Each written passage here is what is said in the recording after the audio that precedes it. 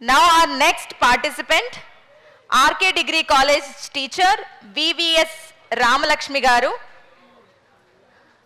Her topic is From Victim to Victor. Ahalya Revisited. Jai Shri Ram. Namasabhayai. Sri Rama Rama Rameti Rame Rame Manorame Sahasranama Tattulyam Ramanama Varanane. ఈ వేదికను అలంకరించినటువంటి పెద్దలకు పండితులకు అందరికీ నా హృదయపూర్వక నమస్కారములు. ఆదికవి వాల్మీకి రచించిన ఉత్కృష్టమైనటువంటి మహాకావ్యం శ్రీమద్ రామాయణం. ఈ రామాయణంలో ఎన్నో పాత్రలు ఉన్నాయి. ప్రతి పాత్ర చాలా విశిష్టమైనది. ఒక్కో పాత్ర ఒక్కో గుణాన్ని కలిగి ఉంది. మానవ సమాజానికి అవసరమైన గుణ విశేషాలన్నీ తన పాత్రల ద్వారా అందించిన మహాకవి వాల్మీకి. రాయినైనా కాకపోతిని రామపాదము సోకగా. ఈ పాట ఎందుకు పాడానో మీకు అర్థమై ఉంటుంది అనుకుంటాను. తెలిసిందా ఎవరి గురించి చెప్పబోతున్నానో? అహల్య. కరెక్ట్. రామాయణంలో అహల్య పాత్ర చాలా గొప్పది. శ్రీరాముడు లక్ష్మణుడు విశ్వామిత్రునితో కలిసి యాగ సంరక్షణార్థం అడవులకు వెళ్ళి యాగ సమాప్తి తర్వాత తిరిగి మిథిలా నగరానికి సీతా స్వయంవరం కోసమని బయలుదేరారు.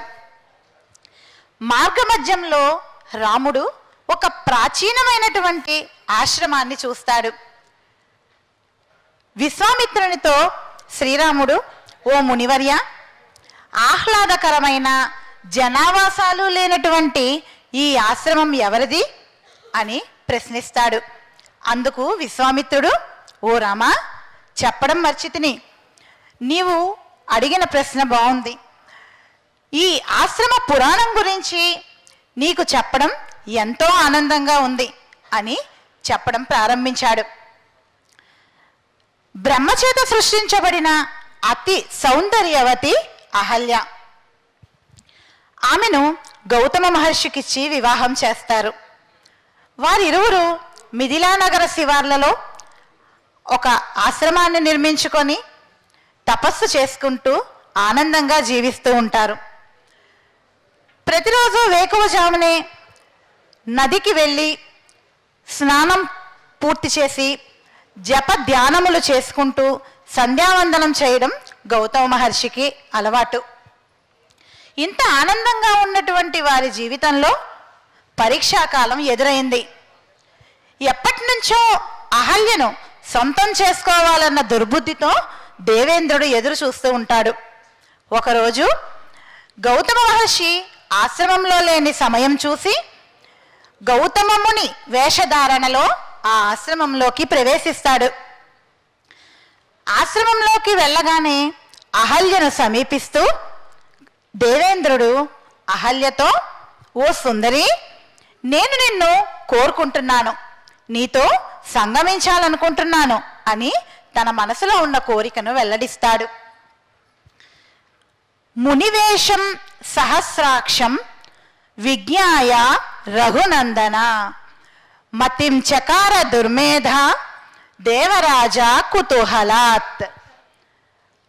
మునివేషం సహస్రాక్షం అంటే మునివేషంలో వచ్చింది సహస్రాక్షుడే, అంటే 1000 కన్నులు కల దేవేంద్రుడే అని విజ్ఞాయ, ఆమెకి అహల్యకి స్పష్టంగా తెలుసు.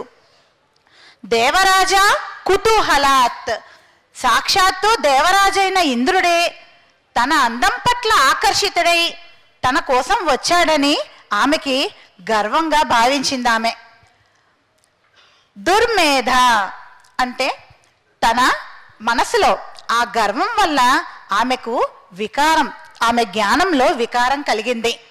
మతించకార, బుద్ధిపూర్వకంగానే ఒప్పుకుంది. తపశ్శక్తివంతురాలైనటువంటి అహల్య వచ్చినది మునివేషంలో తన భర్త గౌతమ ముని వేషంలో వచ్చింది సాక్షాత్తు దేవేంద్రుడే అని ఆమెకి స్పష్టంగా తెలిసినప్పటికీ ఆమె అందం పట్ల ఉన్నటువంటి గర్వకారణంతో ఆమె జ్ఞానంలో పొందినటువంటి వికారం వల్ల ఆమె బుద్ధిపూర్వకంగానే ఒప్పుకొని అతని కోరికకు బలైపోయింది. ఓ సురశ్రేష్ఠ, నా భర్త తిరిగి వచ్చేలోగా నీవు ఆశ్రమం నుంచి నిష్క్రమించవలసిందని దేవేంద్రుణ్ణి ప్రార్థించింది. వెంటనే దేవేంద్రుడు ఆశ్రమం నుంచి బయటకు వెళ్తుండగా ఎదురుగా వస్తున్నటువంటి గౌతమ మహర్షిని చూసి ఆశ్చర్యపోతాడు. తన రూపంలో ఉన్నటువంటి దేవేంద్రుణ్ణి చూసినటువంటి గౌతముడు కోపానికి గురై ఓయి దుర్మతి అని సంబోధిస్తాడు. ఇక్కడ దుర్మతి అంటే చెడు ఉద్దేశాలు కల వ్యక్తి అని అర్థం. ఓయి దుర్మతి, నీవు సత్యధర్మాలు నశించిన పశువువి అని దేవేంద్రుణ్ణి గౌతముడు శపించేస్తాడు. వాయుభక్ష నిరాహార తప్యంతి భస్మసాయిని అదృశ్య సర్వభూతానాం ఆశ్రమేస్మిన్ నివత్స్యసి అని అహల్యను శపించి వేస్తాడు. వాయుభక్ష నిరాహార అంటే వాయుభక్షణం అంటే గాలిని భుజిస్తూ, నిరాహార ఎటువంటి ఆహారము తీసుకోకుండా, తప్యంతి అంటే తపస్సు చేస్తూ.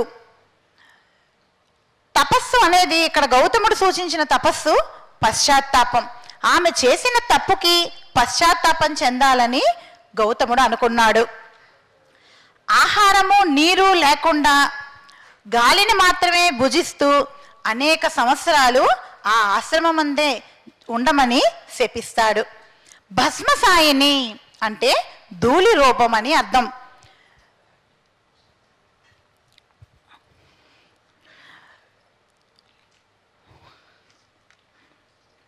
చాలామంది అహల్యను రాయి రూపమును పాషాణంగానో మార్చారని చెప్తారు, కానీ అలా కాదు. వాల్మీకి రామాయణంలో అహల్యను భస్మరూపంలో శపించినట్లుగా స్పష్టంగా పేర్కొనబడింది. ఎందుకంటే రాయిని ఎందుకు కాదంటే రాతికి భావోద్వేగాలు ఉండవు. అహల్య చేసిన తప్పు వల్ల పొందిన శాపం నుంచి విముక్తి పొందాలంటే తాను పశ్చాత్తాపపడాలి. పశ్చాత్తాపం అనేది ఒక భావోద్వేగ ప్రక్రియ. అదృశ్య సర్వభూతానాం అంటే ఎవరి కళ్ళకి కనిపించకుండా. ఎందుకు? ఆమె సౌందర్యమే ఆమె తప్పుకు గల కారణమైంది. ఆమె అందం రూపురేఖల వల్ల తప్పు జరగడం వల్ల ఆమె గర్వకారణం పొందింది. కాబట్టి ఆ అందాన్ని ఆమె నుంచి దూరం చేయాలని సమస్త దేవతలతో పాటు అన్ని జీవులు ఆమె వారికి కనబడకుండా ఉండేలాగా గౌతముడు శపించి వేస్తాడు. ఎప్పుడైతే దశరథుని కుమారుడైన శ్రీరాముడు ఆ ఆశ్రమంలోకి అడుగు పెడతాడో వెంటనే ఆమె శాప విమోచనం కలిగి అసలు రూపాన్ని పొందుతుందని శాప విమోచనం ఇస్తాడు. రాముడికి గౌరవప్రదమైన ఆతిథ్యం ఇవ్వడం ద్వారా తను చేసిన దుష్కర్మల నుంచి విముక్తిని పొంది స్వస్వరూపానికి వస్తుందని చెప్తాడు. గౌతముడు అహల్య బలహీనతలను అర్థం చేసుకొని వాటిని అధిగమించడం ద్వారా ఆమె బలంగా మారడానికి ఒక ప్రక్రియను ఏర్పాటు చేశాడు. గౌతముడు అహల్యను విడిచిపెట్టలేదు. ఆమెలో పశ్చాత్తాపం కలిగించి ఆమె సంస్కరించబడాలని కోరుకున్నాడు. కాబట్టి అహల్యకు ఈ శాపం అన్నది నిజంగా ఒక వరం.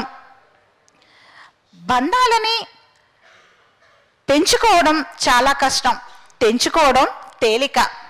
అటువంటి బంధాన్ని తప్పు చేసిన తన వారిని సంస్కరించుకొని బంధాన్ని పదిలం చేసుకున్న గౌతమ మహర్షిని చూస్తే బంధాన్ని ఎలా నిలబెట్టుకోవాలో మనకు తెలుస్తుంది. క్షమించడం యొక్క గొప్పతనం కూడా తెలుస్తుంది. అందరం తప్పు చేస్తాం, కానీ ఆ తప్పును సమర్థించుకోకుండా తప్పును అంగీకరించి దానికి తగిన శిక్షని అనుభవిస్తూ పశ్చాత్తాపపడి సంస్కరించుకోవడం ఉత్తమమని మనకి అహల్య పాత్ర ద్వారా తెలుస్తుంది. రాముడు లక్ష్మణుడు గౌతముని ఆశ్రమంలో ప్రవేశించగానే అహల్య శాప విమోచనం పొంది తన అసలు స్వరూపానికి వస్తుంది. అహల్యను చూస్తూ రాముడు లక్ష్మణుడు ఆమెకు సాష్టాంగ నమస్కారం చేస్తారు సంతోషంతో. యత్ర నార్యస్తు పూజ్యంతే రమంతే తత్ర దేవతాః. ఎక్కడ స్త్రీలు పూజింపబడతారో గౌరవింపబడతారో ఆ ప్రాంతం దేవతల కృపతో సుభిక్షంగా ఉంటుందని ఆర్యోక్తి. స్త్రీలలో ఆడతనాన్ని కాకుండా అమ్మతనాన్ని చూడడం అన్నది సనాతన ధర్మం. రామలక్ష్మణులు ఇరువురు అహల్యకు పాదాభివందనం చేయటం ద్వారా మాతృ సమానురాలుగా భావించుట ద్వారా ఆమెను మనకి స్త్రీని ఎలా గౌరవించాలో తెలియచేస్తారు. ఈ విధంగా అహల్య శపించబడి గౌతముని శాపానికి కట్టుబడి ఉంది. తనను తాను సంస్కరించుకొని తిరిగి పునీతగా మారి గౌతముణ్ణి చేరి తపస్సు చేయడం ఆరంభించింది. దీనివల్ల నేటి సమాజంలో మనం స్త్రీలలో చూడవలసింది ఆడతనాన్న లేక అమ్మతనాన్న? అమ్మతనాన్ని చూడాలి. ఇంతకీ అహల్య బాధితురాలా లేక విజేత? విజేత. ఒక శ్లోకంతో ముగిస్తాను. రామాయ రామభద్రాయ రామచంద్రాయ వేధసే రఘునాథాయ నాథాయ సీతాయా పతయే నమః. జై శ్రీరామ్. నాకు ఇటువంటి మహత్తరమైన అవకాశాన్ని కల్పించిన నారాయణం కుటుంబ సభ్యులకి, దీప్తి గారికి, నిత్య గారికి, శ్రీరామ్ గారికి, పేరు పేరున వారధి టీం అందరికీ కూడా నా హృదయపూర్వక నమస్కారములు తెలియజేసుకుంటున్నాను.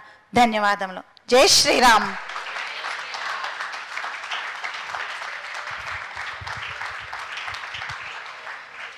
అహల్య వృత్తాంతం గురించి అద్భుతంగా వివరించిన రామలక్ష్మి గారిని సత్కరించవలసిందిగా మన నారాయణం కుటుంబ సభ్యులు రమ్యశ్రీ గారిని, నిత్య గౌరి గారిని కోరుతున్నాం.